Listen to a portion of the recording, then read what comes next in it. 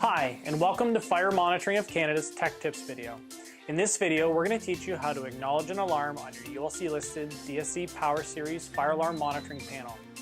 This also applies if the system is being used to monitor a fire sprinkler system.